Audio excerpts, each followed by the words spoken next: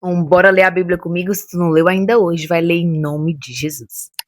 Oi, para você que não me conhece, seja bem-vindo ao meu canal. Meu nome é Micaela Macário e aqui a gente fala sobre Jesus, a palavra de Deus, devocionais e aprendizados que o Senhor coloca na nossa vida para que a gente esteja mais próximo dele.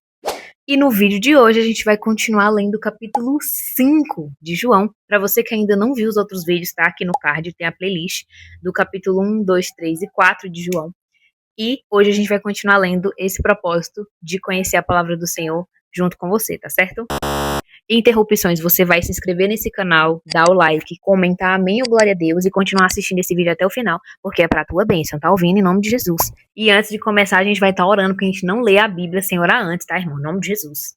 Então, Senhor, muito obrigada, meu Deus, por mais uma vez a gente ter a oportunidade de ler a Tua palavra. Eu convido o Espírito Santo e a Ti para estar conosco, abrindo nossos olhos, guiando o nosso caminho e colocando no nosso coração aquilo que o Senhor quer nos ensinar. Que a partir da leitura, Senhor, de hoje, o Senhor possa colocar na nossa mente, no nosso coração e na nossa vida a Tua palavra. Que a pessoa que esteja assistindo esse vídeo, Senhor, esteja com a Tua presença na casa dela e que o Senhor possa nos guiar e abençoar essa leitura em nome de Jesus. Eu declaro que a partir dessa leitura a gente vai conseguir estar mais próximo do Senhor e conseguir ter a tua graça, Senhor. Em nome de Jesus é o que eu te peço. Amém. E agora, bora ler a Bíblia em nome de Jesus. Eu tô aqui com o meu tablet, vai estar aqui do lado para você acompanhar. O capítulo 5 de João, que diz o seguinte: a cura de um paralítico.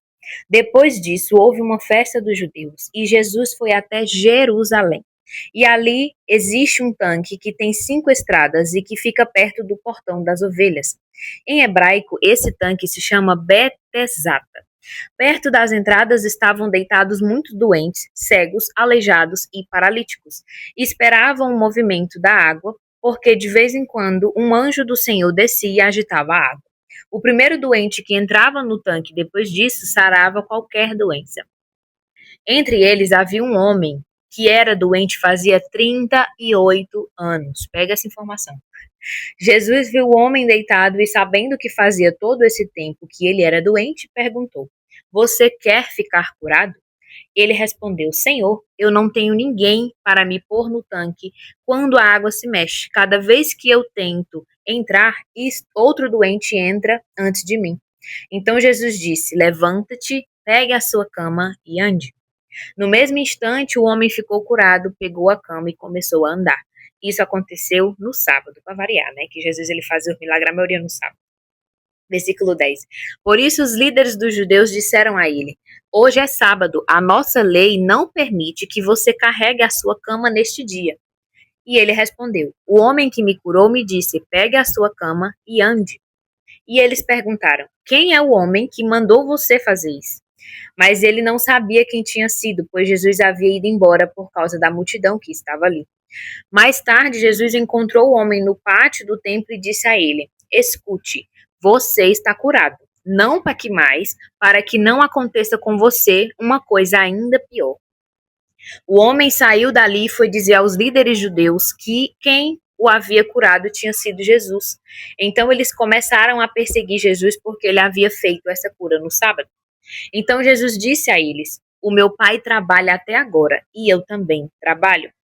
E porque ele disse isso, os líderes judeus ficaram ainda com mais vontade de matá-lo, pois além de não obedecer à lei do sábado, ele afirmava que Deus era o seu próprio pai, fazendo assim igual a Deus. Versículo 19. Então Jesus disse a eles: Eu afirmo a vocês que isso é verdade. O filho não pode fazer nada por sua conta própria, pois ele só faz o que vê o pai fazer. Tudo o que o pai faz, o filho faz também. Pois o pai ama o filho e lhe mostra tudo o que está fazendo. E vai mostrar a ele coisas ainda maiores do que essas, e vocês vão ficar admirados. Porque assim como o pai ressuscita os mortos e lhes dá a vida, assim também o filho dá a vida aos que ele quer. O pai não julga ninguém, mas deu ao filho todo o poder para julgar, e a fim de que todos respeitem o filho assim como respeitam o pai. Quem não respeita o filho também não respeita o pai que o enviou. Eu afirmo a vocês que isto é verdade. Quem ouve as minhas palavras e crê naquele que me enviou tem a vida eterna e não será julgado, mas já passou da morte para a vida. Eu afirmo a vocês que isto é verdade. Vem a hora, e ela já chegou, em que os mortos vão ouvir a voz do Filho de Deus, os que a ouvirem viverão. Assim como o Pai é a fonte da vida, assim também fez o Filho ser fonte da vida. E ele deu ao Filho autoridade para julgar, pois ele é o Filho do homem. Não fiquem admirados por causa disso, pois está chegando a hora em que todos os mortos ouvirão a voz do Filho do homem e sairão das suas sepulturas. Aqueles que fizerem o bem vão ressuscitar e viver, e aqueles que fizerem o mal vão ressuscitar e ser condenados. Versículo 30. Jesus continuou a falar a eles. Ele disse: Eu não posso fazer nada por minha conta própria, mas julgo de acordo com o que o Pai me diz. O meu julgamento é justo porque não procuro fazer a minha vontade, mas a vontade daquele que me enviou. Se eu dou testemunho a favor de mim mesmo, então o que digo não tem valor, mas existe outro que testemunha a meu favor, e eu sei que o que ele diz a respeito de mim é verdade. Vocês mandaram fazer perguntas a João, e o testemunho que ele deu é verdadeiro. Eu não preciso que ninguém dê testemunho ao meu favor, mas digo essas coisas para que vocês sejam salvos.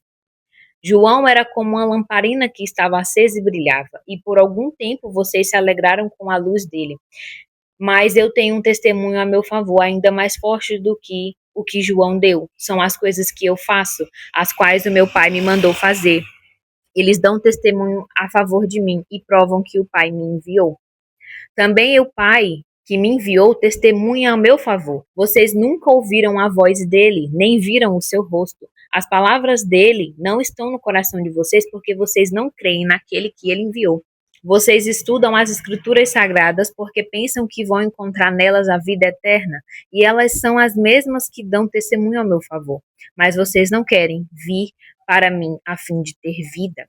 Eu não procuro ser elogiado pelas pessoas. Quanto a vocês, eu os conheço e sei que não amam a Deus com sinceridade. Eu vim com a autoridade do meu Pai e vocês não me recebem. Quando alguém vem com a sua própria autoridade, esses vocês recebem. Como é que vocês podem crer se aceitam ser elogiados pelos outros e não tentam conseguir os elogios que somente o único Deus pode dar? Não pensem que eu sou o que vou acusá-los diante do Pai. Quem vai acusá-los é Moisés, que é aquele em que vocês confiam. Se vocês acreditassem em Moisés, acreditariam também em mim, pois ele escreveu a meu respeito. Mas, se vocês não acreditam no que ele escreveu, como vão acreditar no que eu digo? Amém, como é bom ler a palavra do Senhor. E agora vamos às reflexões desse capítulo. Primeiro a gente começa com a cura do tanque de Betesda, né, do homem que 38 anos estava doente no mesmo lugar. A gente imagina 38 anos você doente no mesmo lugar. Eu tenho 24, é mais do que a minha própria vida aqui na Terra. É muito tempo. Uma das coisas que a gente vê é que Jesus ele vai até esse homem no tanque de Betesda e pergunta se ele quer ser curado. E aí o homem alega e fala, ai, não tem como eu ser curado porque ninguém me coloca na água, porque como a gente leu, né? Quando a água mexia, o primeiro que chegasse lá ia ser curado. Então ele não conseguia ir porque ele era paralítico, não tinha como ele sair do lugar, ele tinha que alguém levar ele, não tinha ninguém para levar ele durante 38 anos. Só que Jesus pergunta para ele: "Você quer ser curado?" E ele vai e aceita ser curado e confia no Senhor. E o que que a gente entende, né? Primeiro que a cura não foi pelo tanque de Betesda, mas pela palavra de Deus. Não foi o tanque que curou o homem, mas foi Jesus próprio que foi até ele. Jesus que encontrou esse homem e perguntou se ele queria ser curado. E o que é que isso ensina pra gente, né? Que Jesus ele nos busca nos lugares que a gente tá travado na vida. Assim como o homem paralítico de 38 anos estava no mesmo lugar, Jesus encontrou ele como ele estava. E assim como eu já falei em outros vídeos aqui do canal, Jesus ele nos busca onde a gente está, da situação que a gente está, como a gente está. E isso mostra o quanto que ele é misericordioso, porque ele foi atrás desse homem para que ele fosse curado pela graça que ele é, pelo amor que ele tem por este homem, assim como ele tem por mim e por você, sabe? Então, muitas das vezes a gente está travado num lugar há muito tempo, assim como o homem de Betesda, esperando que outras pessoas nos impulsionem para que o milagre chegue até nós. Mas o Senhor vem até nós e nos mostra a cura dele e o milagre dele através das nossas vidas. Porém, a gente deve aceitar ele como nosso Cristo Salvador, assim como o homem do tanque de Betesda aceitou, porque ele só foi curado porque ele confiou e acreditou que o Senhor era o Senhor. Mesmo ele não sabendo quem realmente era, ele confiou na palavra de Deus e por isso ele foi curado. Então, muitas das vezes a gente busca milagre em outras coisas, em outras pessoas, mas só quem pode te dar essa fonte de cura, assim como o homem de Betesda teve, é Jesus Cristo, que ele é a fonte de cura, ele é o amor em pessoa, e ele é que pode te dar aquilo que você precisa, mesmo que você esteja travado no lugar há 38 anos, é ele que vai te encontrar e te buscar, e para isso você precisa encontrar o Senhor primeiro, para que ele seja a sua fonte de cura em nome de Jesus. E continuando a reflexão, a gente tem no versículo 14 que depois que o homem foi curado, Jesus chega para ele novamente e fala: você está curado, não peques mais, para que não aconteça com você uma coisa ainda pior.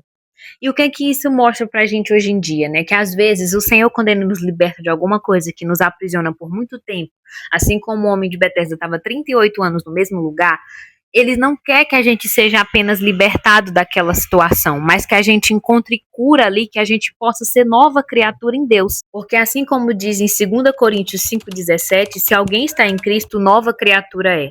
E também Romanos 6,22, agora libertos do pecado, tendes o vosso fruto para a santificação.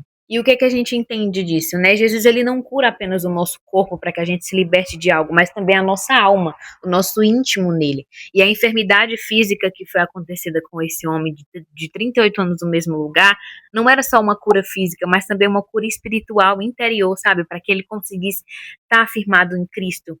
E isso, ele nos lembra que a graça dele não é só uma forma para que a gente não continue no erro, mas um chamado de transformação, para que através dessa libertação a gente consiga ser uma nova criatura em Cristo e através dela a gente gerar frutos para que o nome do Senhor seja glorificado através das nossas vidas. Então, às vezes a gente está preso num pecado há muito tempo, Jesus nos liberta e a gente não consegue viver o pós disso, a gente continua pecando novamente. E o que Jesus ensina para esse homem de Betesda e para mim e para você? Que a gente não deve pecar mais daquilo que ele já nos libertou, mas que a gente busque transformação e cura através do Senhor Jesus Cristo, para que a nossa vida seja transformada em Cristo, sabe? Para que verdadeiramente a gente consiga ter a libertação no Senhor, para que o nosso nome esteja escrito no livro da vida e ele nos reconheça quando ele voltar para nos buscar, em nome de Jesus. E a última reflexão que a gente tem é que o amor de Cristo ele é maior do que todas as tradições e problemas que tinham naquela época, porque os religiosos eles odiavam Jesus porque ele fazia cura no sábado, mas como a gente sabe, não era o propósito de Jesus ser que ele era bem visto naquela época para que as pessoas aceitassem ele como ele é, mas para que o nome dele fosse glorificado através dos milagres que ele fazia na vida dessas pessoas, assim como ele fez na vida desse homem do tanque de Betesda. Enquanto essas pessoas se preocupavam que Jesus curava no sábado, que ele quebrava as regras, Jesus não se importava com isso, porque o amor dele, a cura dele é maior do que as tradições ou nossas limitações humanas, sabe? E assim como diz no capítulo 2 de Marcos, versículo 27 e 28, o sábado foi feito por causa do homem, e não o homem por causa do sábado. E em Miqueias 6:8 diz, o Senhor requer de ti que pratiques a justiça, ames a misericórdia e andes humildemente com o teu Deus. Ou seja, independente das tradições ou do que acontecia na época, o propósito do Senhor era curar o homem de Betesda para que a gente pudesse encontrar essa história nele. E qual o ensinamento que a gente tem dessa palavra para a gente aplicar na nossa vida hoje, em nome de Jesus? Jesus quer que a gente tenha ação e obediência através da nossa fé por meio da palavra que ele tem sobre a nossa vida. Então, o que devemos ter diante dessa palavra? Primeira coisa, obediência, porque mesmo sem entender o que Deus está fazendo conosco, ou pedindo o que ele está pedindo, esse homem teve obediência. Ele se levantou, mesmo não nunca tido levantado, e obedeceu ao Senhor. E assim como diz em Tiago 1:22, sedes cumpridores da palavra e não somente ouvintes. A gente precisa ouvir da palavra do Senhor e agir, mesmo sem entender, obedecendo aquilo que ele nos ensinou e pediu para fazer. Segunda coisa, a gente ter entrega através dessa palavra, porque não adianta nada obedecer o Senhor e não confiar que ele pode fazer, porque às vezes o Senhor nos entrega uma palavra e nos pede para fazer alguma coisa que aos nossos olhos e às nossas limitações não é possível, mas o Senhor pode fazer todas as coisas, então primeiro a gente obedece e depois a gente entrega a ele para que ele guie nosso caminho. Porque ele sabe de todas as coisas e ele vai te guiar para aquilo que ele quer para sua vida, sabe? E a terceira coisa, isso não vai acontecer se a gente não tiver uma fé constante com o Senhor. Para que a palavra do Senhor se cumpra através da nossa vida, a gente precisa buscar ele todos os dias, encontrar o Senhor todos os dias, para que a gente renove a nossa fé e acredito que aquilo vai ser concretizado, independente do que seja na sua vida ou não. Assim como diz em Jeremias 29:13: buscar-me-eis e me achareis quando me buscardes de todo o vosso coração. Ou seja, mesmo que o Senhor te entregue algo que você não entende, você vai obedecer. Mesmo que você não consiga fazer, você vai entregar para o Senhor. E mesmo que você não consiga seguir, você vai buscar o Senhor porque Ele é a chave de todas as coisas e o guia do seu caminho. E por último, ter ação concreta em cima de todas essas coisas, porque a fé se prova nas atitudes, ou seja, a gente precisa perdoar, a gente precisa servir, a gente precisa ajudar, a gente precisa contribuir com o Senhor. Assim como diz em Tiago 2,17, a fé, se não tiver obras, é morta em si mesmo. Ou seja, não adianta nada a gente obedecer ao Senhor, entregar ao Senhor, buscar a Ele e não agir. E não colocar para fora aquilo que Ele colocou na nossa vida, sabe? Para que a gente possa receber o milagre ou não. Às vezes não tem milagre, às vezes o Senhor só quer que tu esteja próximo dele e pronto.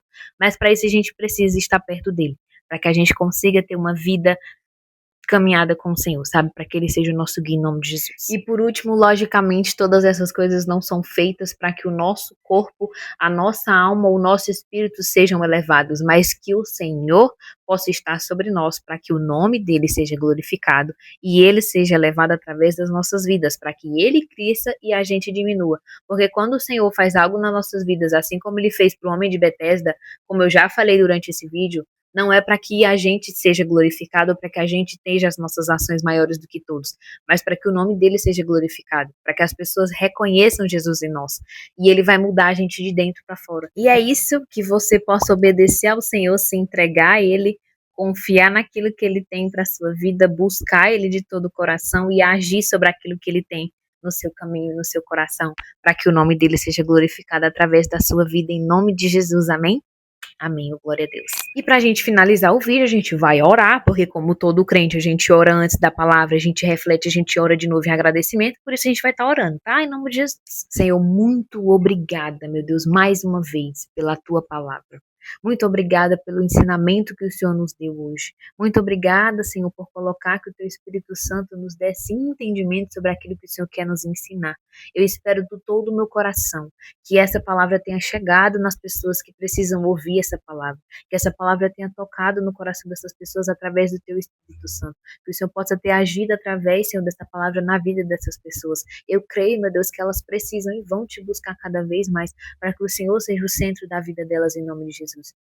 E eu declaro, meu Deus, para que essas pessoas que estão assistindo esse vídeo, onde elas estejam, o Senhor possa alcançá-las, assim como o Senhor encontrou o homem de Betesda, para que o Senhor possa curá-las de dentro para fora, para que o nome do Senhor seja glorificado através da vida delas e que elas possam, meu Deus, te receber como o Senhor Cristo Salvador e possam, Senhor, agir diante daquilo que o Senhor tem para a vida delas com fé, com obediência, com entrega e com busca diariamente da tua palavra e de ti, meu Deus, para que o Senhor possa ser sempre o guia do caminho de cada uma delas, em nome de Jesus, que o Senhor possa abençoar essa semana, esse dia, o final do mês, o mês seguinte, e o tempo que essa pessoa estiver assistindo esse vídeo, que o Senhor possa estar presente na vida, na casa dela, na faculdade, no trabalho, na família, na igreja, em todos os ambientes, para que ela sempre se lembre que o Senhor é o Salvador e o guia das nossas vidas, em nome de Jesus Cristo. Amém. E é isso, que Deus abençoe sua vida grandemente. E eu te espero até o próximo vídeo. Beijinho, que a gente vai ler o capítulo 6. Tchau. Teu nome é poder, teu nome é cura, teu nome é vida. Oh, glória a Deus.